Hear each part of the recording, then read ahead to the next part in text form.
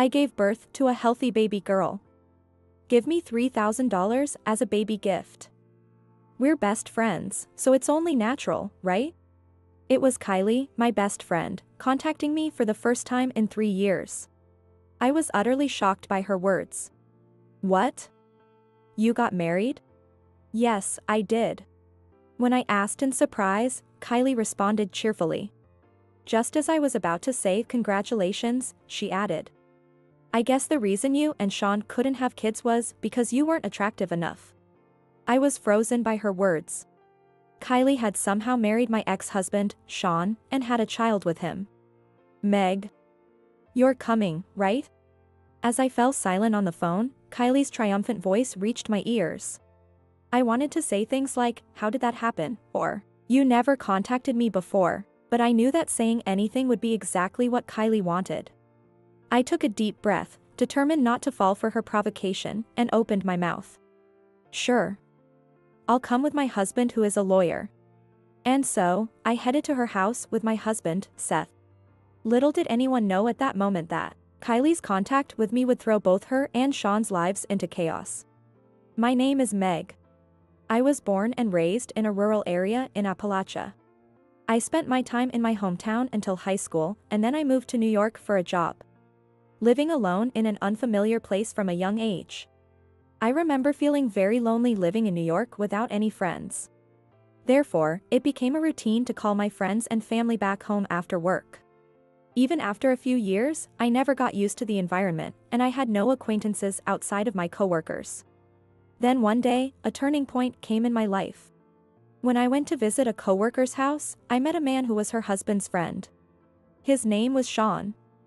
He was born and raised in New York and worked as a doctor at a college hospital. Sean was the same age as me, and to a country girl like me, he seemed very sophisticated and attractive. Sean also took a great liking to me, and soon after meeting, we started dating and got married the year we both turned 30. When our marriage was decided, I first reported it to my friend from home, Kylie. I met Kylie when I was in elementary school. We went to the same school for junior high and high school, so she was my best friend. Kylie was the only daughter of a local politician. She was a well-protected young lady. Moreover, she inherited her father's leadership qualities and decisiveness. However, because of that, for better or worse, she always thought she was the best. On the other hand, I was indecisive and lacked confidence. That's why I admired confident Kylie, who always took the lead.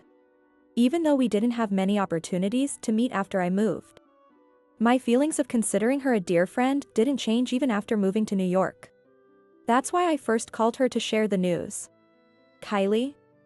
Guess what, I'm getting married. What? No way. To that boyfriend. Sean, right? Of course, I had told Kylie about Sean. Although they had never met, Kylie knew his name and occupation. Yes, that's right. Marrying a doctor? You're hitting the jackpot. Amazing.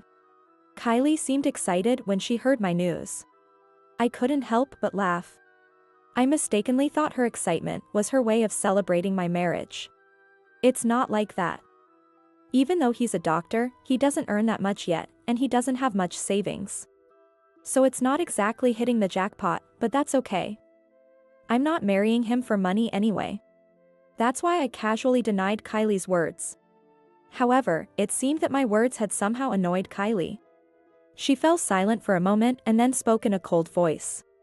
Huh? What's that? Are you bragging? Trying to be humble? Saying that love isn't about money or something? What? After all, you kept saying you wanted to come back here, but you never did, and now you're marrying someone from over there. You must have been looking down on us from the countryside. Her tone was not warm or joking. Instead, it felt contemptuous, and I hurriedly responded. That's not what I meant. I really did want to come back, and I never thought I would end up getting married here. Even if you say that, the fact is that you did. Aren't you just riding high, now that you've become a city person? It would have been much better if you had just been happy about marrying rich. No way. I was at a loss as to what to do since Kylie got upset just because I reported my marriage. Well, I guess you'll have a grand wedding. I'm looking forward to the invitation. Kylie said this and then hung up, leaving me speechless. Did I really say something that bad? I immediately tried to call her back, but she didn't answer. Even when I sent her a message, there was no reply. After contacting Kylie, I intended to report my marriage to other friends as well, but I lost all enthusiasm for it. Despite this, I couldn't bring myself not to invite Kylie to the wedding. Our parents had known each other for a long time. Moreover, I had invited other friends from back home, so I couldn't leave out my best friend, Kylie. After that phone call, I tried contacting her several times, but she didn't respond. The wedding invitation was returned, but it was a simple one with only a checkmark indicating her attendance. I was so appalled by Kylie's childishness that I decided to apologize to her at the wedding for my poor communication, and to naturally distance myself afterward to avoid such issues in the future. Then the wedding day came. Kylie arrived in a flashy outfit, acting as if that phone call had never happened, and greeted me with the other friends. Wow. Sean is so handsome. I imagined a boring introvert when you said he was a doctor. At her first words, I was left gaping. Sean, standing next to me, burst out laughing when he heard her. Kylie, right? Thanks. Please continue to take care of Meg. Feel free to visit us in New York anytime. And then, Sean also said such things, which shocked me even more. Sean knew about what had happened between Kylie and me. I had even told him that I planned to distance myself from her in the future, but now he had invited her by saying, "Please take care of Meg, and feel free to visit us," which would make it impossible to keep that distance. Really? Thank you. I've been looking forward to meeting you, Sean, and of course, I'll take care of Meg. Moreover, Kylie spoke familiarly to Sean and lightly touched him. Her actions seemed a bit more intimate than before. Seeing that didn't make me feel good at all, but I knew that if I said something, it would ruin our wedding. I forced a smile and managed to get through the situation. Kylie continued to dominate the scene. She approached Sean's colleagues, one after another. I watched anxiously from my table. It seemed like she had come to the wedding to fish for men. Some of our guests included Sean's colleagues and bosses. It was hard to focus on the wedding, with the worry that Kylie was being rude to Sean's coworkers. Because of that, by the time the wedding ended, I was exhausted. Even so, I won't be seeing Kylie for a while. Thinking that made me feel a little more at ease. However, I was naive to think so. Meg. I've come to visit. Once a month, Kylie started coming to our house. Saying that and staying for at least 2 nights each time. Haha. Sean, you're so funny. It's fun when you come over. And then their drinking party would start. I'm not good with alcohol. Inevitably, I had to clean up the living room after their drinking sessions. Naturally, Kylie never brought snacks or drinks. Preparing those things was also my job. After a year of this, I said to Sean, "I'm thinking of telling Kylie not to come anymore. It's hard for you to always entertain her, and honestly, it's tough for me to make the bed and do the shopping every time." Then Sean said, "Don't say that to a friend who comes all the way from your hometown to see you. I'm fine with it, so let her keep coming." Had Sean forgotten that I wanted to distance myself from Kylie? It was as if I was the bad guy. Even after several more times of discussing my relationship with Kylie, Sean didn't take my concerns seriously. A few days before Kylie's monthly visits, I started feeling unwell and found myself disliking her more and more, and I hated myself for it. Despite these issues, Sean and I were living a relatively happy life together. Although we occasionally fought about Kylie, we were generally content. One day, when Kylie was visiting, Sean was out, so it was just the two of us drinking. Another non-alcoholic drink? You're not pregnant anyway, so just drink.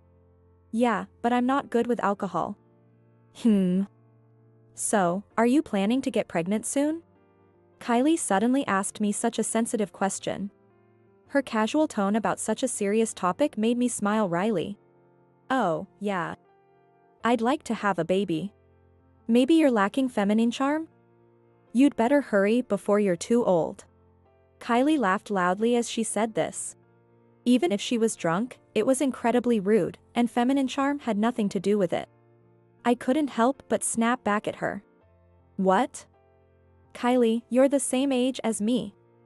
You're not even married yet, so you shouldn't be talking. Huh? What's that supposed to mean? Do you think I'm just a country bumpkin? I didn't say that. With no one to stop us, we ended up arguing.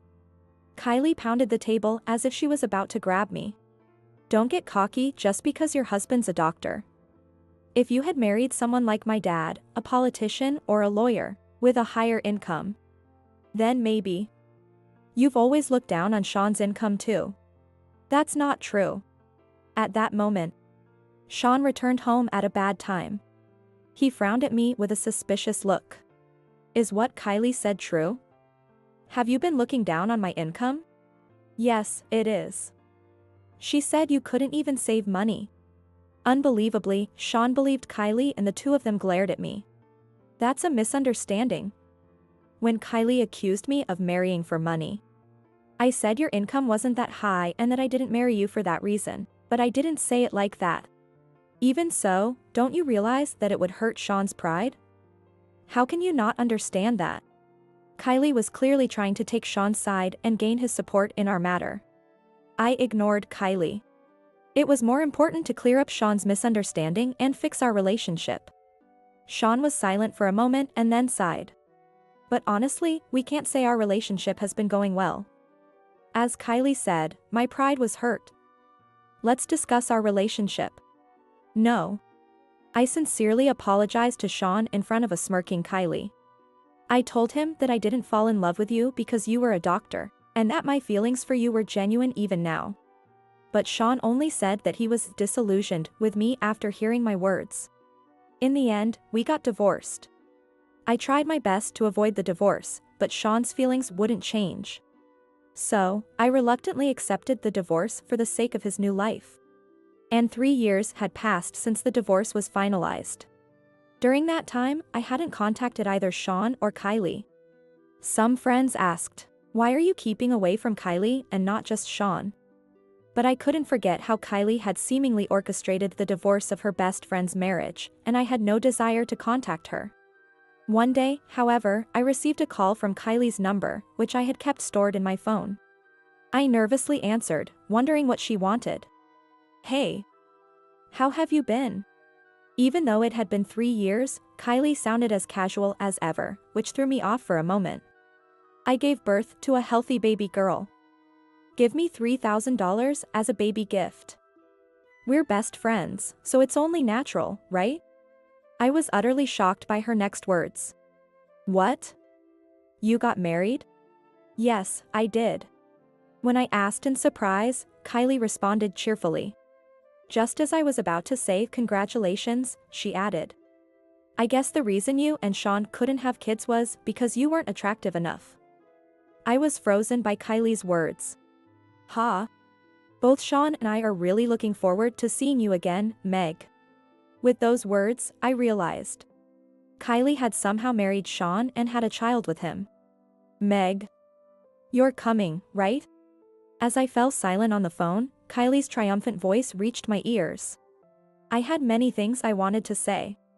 Like, how did this happen, and, you never contacted me before, but saying any of that would just play into Kylie's hands. I took a deep breath, determined not to fall for her provocation, and opened my mouth. Sure. I'll come with my husband who is a lawyer. What? So, you and Sean live here now?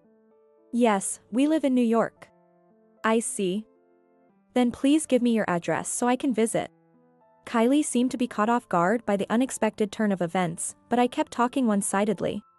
After getting her address, I ended the call quietly to avoid any more questions. A month later, on a weekend, I visited the address Kylie had given me. I didn't ask when the baby was born, but since she contacted me right after, I assumed the baby was still a newborn. I waited a month before visiting, thinking it would be easier for her. While heading to the house, I spoke to Seth, who was driving. Sorry for the trouble. I know it's your day off. Seth smiled and shook his head. Don't worry about it. Actually, I had remarried about a year ago. We met through a popular dating app.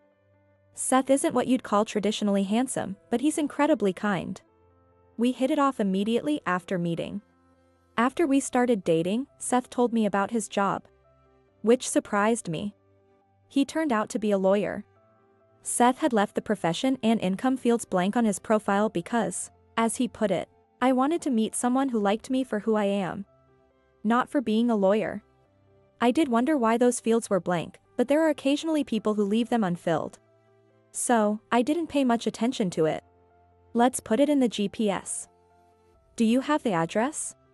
While stopped at a red light, Seth, who was driving, asked. I took out the note. And when I looked at the address again, I gasped. No need for the GPS. I'll guide you. Really? Okay. The car slowly started moving again. I looked at the address once more. The address written there was unmistakably the address of the apartment where I used to live with Sean. No wonder I remembered it after hearing it just once. I hadn't realized it at the time because I was so overwhelmed, but the thought of returning to that house made me a little nervous. When we arrived at Kylie's house, Seth and I went inside together. Nice to meet you. I'm Kylie, Meg's best friend. Kylie greeted Seth with a smile at the entrance. I can't believe you got remarried, Meg. Why didn't you tell me? I felt bad being the only happy one, and was considerate of you. Kylie laughed as she said that. Considerate? Did she feel even a little guilty about marrying Sean? If that were the case, I would have preferred she told me properly. I forced a smile and asked Kylie. More importantly, when did you get married, Kylie? I had no idea things were like this between you two. Oh, about a year and a half ago? We ran into each other by chance. Kylie said without making eye contact with me. It was my first time back in my former home in a long time. It seemed Sean wasn't home. Honestly, I was relieved since I didn't want to see him. While Kylie was feeding the baby, she asked Seth questions like, "What do you like about Meg?" I thought it was none of her business, but since Seth was answering her questions politely, I didn't join the conversation and instead looked at the shelf. There were many photos of Kylie and Sean on display. Among them were photos I had taken when Kylie used to visit every month. There were also photos of their outings and pictures of Kylie with a big belly. Looking at them, a doubt arose in my mind. For having supposedly run into each other by chance, a year and a half ago, the photos were continuous. Their clothing varied from spring-like, to short-sleeved, to autumn-like, to winter attire. Additionally, their hair color. Even considering the photos I took more than 3 years ago, there was no gap of a year and a half. Could it be that they had been seeing each other even when I was married to Sean? That suspicion arose. And memories from those days came flooding back as if confirming the suspicion. Their closeness and the atmosphere between them. Once I started thinking that way, it all seemed to point to the same conclusion. I slowly turned around. Then I noticed a familiar look in Kylie's eyes as she looked at Seth, and anger welled up inside me. It was the look of a predator, eyeing its prey. Fearing that she might try to take Seth too, I spoke to Kylie in a firm tone. Kylie. Did you perhaps steal Sean from me? At those words, Kylie's eyes clearly darted around. Then she burst into laughter. Haha. So that's what you've been thinking while looking at those photos? Stop laughing and answer me. You're really stupid for not noticing until now. But thanks to that, you met Seth, didn't you? So it worked out well for you. Kylie readily admitted it. I was furious, but she was holding a tiny baby in her arms. Seeing that, I couldn't bring myself to hurl insults and bit my lip. Anyway, you ended up preferring a lawyer over a doctor, didn't you?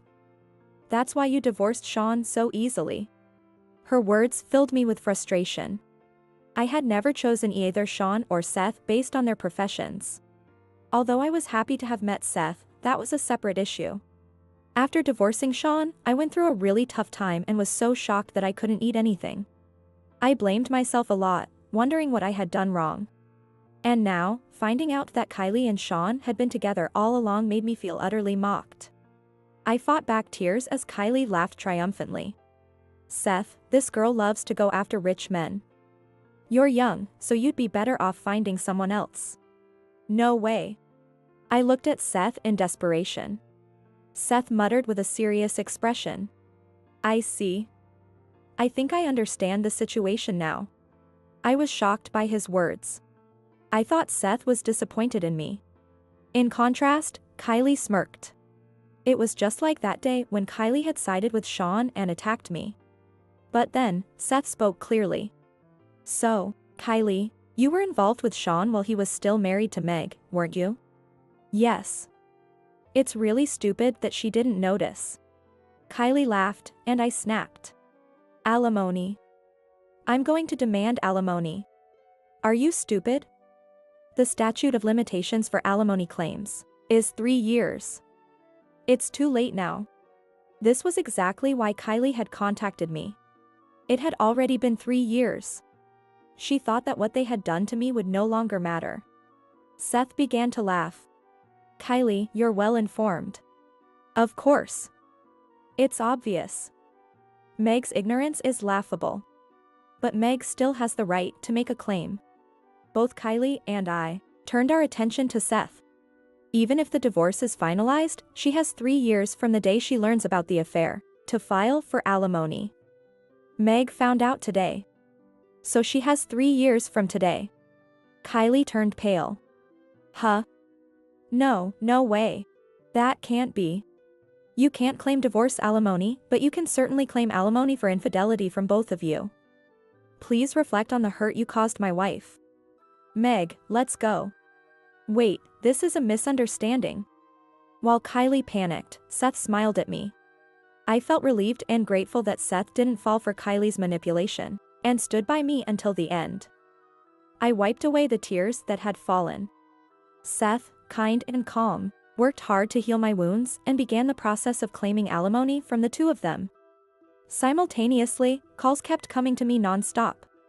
Calls from Kylie and from an unregistered number.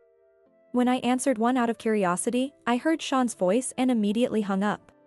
Thanks to that, we got Sean's phone number, making the paperwork smoother. On a later date, we visited their house again. These are the documents regarding the alimony claim. We brought them for you to review. Since it was a Sunday, Sean was also at home. As soon as we arrived, both Sean and Kylie apologized. Meg, I'm really sorry. Please withdraw the alimony claim. Kylie suddenly apologized meekly, but I gave her a cold look. I kept quiet for your sake. I thought it would hurt you. I thought we could take this secret to our death. Yeah. And I only told you because you seemed happy. Even Sean, whom I hadn't seen in a while, was speaking as if they weren't at fault. The two of them continued to drone on about how they had kept the secret for my sake. So, you do realize you're at fault? Of course. Then pay the alimony. However, they fell silent at that. There was no point in discussing further. An apology without any sincerity meant nothing. Seth began to explain the alimony claims in a matter-of-fact manner. Anyway, Sean will pay $30,000. And Kylie will also pay $30,000 to Meg, making a total of $60,000. $60,000. We can't pay that kind of money. The amount Seth mentioned turned both of them pale and then red in anger. However, Seth remained calm and explained the rationale behind the amount. Sean listened, still saying, "Even so, that's too much. We have a child. If you had any sense, you wouldn't demand such an amount from a couple who needs to raise a child." Kylie complained repeatedly. If they had any sense, they wouldn't have cheated with their best friend's spouse. Ignoring their own faults, they kept shouting. To silence them, Seth raised his voice for the first time. What you did was that malicious. Taking it to the grave, my foot. You just gave in to your lust. Stop making excuses. That shut them up perfectly. I was truly grateful to Seth. Understood. Sean muttered softly. What, Sean? Are you serious? Where are we going to get that money? I'll handle my share. You can borrow from your parents or something. What? I can't do that. They began arguing in front of us. Sean indeed had an income as a doctor. But Kylie had no income. She might have worked back home, but the plane tickets for her monthly visits to our house must have been substantial. I didn't know when she quit her job, but she wasn't the type to save money. Plus, her father was a politician. Even if they had money, he wouldn't cover his daughter's infidelity expenses. Well, we'll be leaving now. Let us know when you've made the arrangements. Prompted by Seth, I left the house with him. As we shut the door, I heard Sean's angry voice. Why did you tell Meg?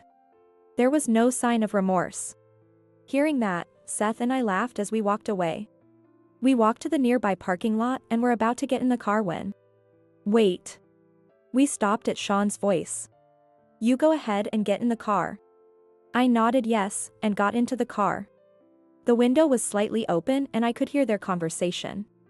I didn't want to hear anything, so I tried to close it, but I couldn't start the engine from the passenger seat, so I just sat there quietly. Seth, you know my situation. Please do something. Hearing Sean's words, I lifted my head. This and that are separate matters. Sean spoke to Seth as if they were acquaintances, which puzzled me, but it really felt like a conversation I shouldn't be hearing. Still, I couldn't help but overhear it. It was irresistible for that conversation to reach my ears. What's the remaining amount now? Tell me. Here. What if someone hears us? Just tell me. My life depends on this. Sean urged Seth in a panicked tone. Seth lowered his voice and said something. Sean, confirming what he heard, spoke again. Ivy's husband is owed $20,000, and Mina's husband is owed $11,000 in installments, and now $30,000 to Meg? There's no way I can pay that. I was stunned by Sean's words. And to think you used to be Meg's husband. If this continues, it's only a matter of time before Kylie finds out and demands alimony. Please. Don't tell Kylie. Of course, I have a duty of confidentiality. I won't go out of my way to tell her. But can you keep it hidden forever? Hearing Seth's words, Sean buried his face in his hands. Seeing this, I couldn't help but burst out laughing. From their conversation, it seemed that Sean had been repeatedly unfaithful. It had been discovered by the husbands of the women involved, and he was currently paying alimony to them. It's often said that fools with money only bring trouble upon themselves, and it seemed that Sean was the biggest fool of all. Are you working just to pay alimony? At your age, it's time to grow up. I know. Then make sure Kylie never finds out. If you don't take care of her, you'll lose both your family and your money. Seth left those words and headed toward the car. Sean called out, Seth, wait, but Seth didn't stop. Sean, meeting my gaze from the car, stood frozen in place. It seemed his little pride couldn't bear to show me his pathetic state.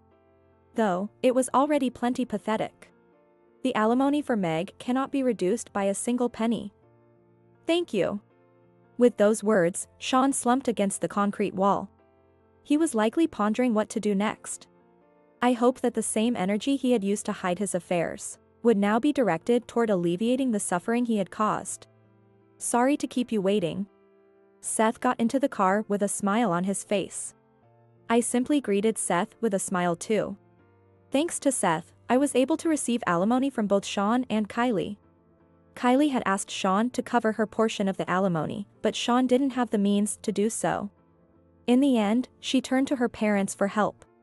Kylie's parents knew that Sean was my ex-husband. But they had never imagined that Kylie was the cause of our divorce. Indeed, as Kylie had told me, they believed that she had reconnected with him a year and a half ago. It turned out that Kylie had lied to her parents as well, and they were furious upon learning the truth. My parents told me that Kylie's parents had come to our house to apologize. Kylie's mother cried, saying it was her fault for spoiling her too much. Her father said he would never let her cross their threshold again. Even good parents don't always raise good children, I thought, as if it were someone else's problem. Eventually, it seemed Kylie also learned about Sean's alimony situation. It was ironic for her to blame Sean for his infidelity when she had been unfaithful herself. But I hoped this made her understand a bit of what I went through. Though Sean's infidelity wasn't ongoing, and they decided to rebuild their relationship for the sake of their child. with Kylie's high pride and Sean's unfaithful nature. I could only hope, as if it were someone else's problem, that at least their child would grow up properly. After receiving the alimony and settling down, Seth and I went on a trip. The hotel on a southern island with a view of the ocean helped heal the wounds and hardships I had endured. I'm now at an age where having children is considered late. It would be a lie to say I have no regrets about missing the chance to have children, but I feel very fortunate to have met Seth. I expressed my gratitude to him once again. If I hadn't met you, I think I'd still be alone, in the depths of sorrow. Meeting you has made me truly happy. Thank you for being with me. I wanted to be with you because you saw me for who I am, Meg. Thank you for being with me. Let's continue to take care of each other. Seth said this to me. I thought that I want to see many different landscapes with him, without ever forgetting the happiness I have now.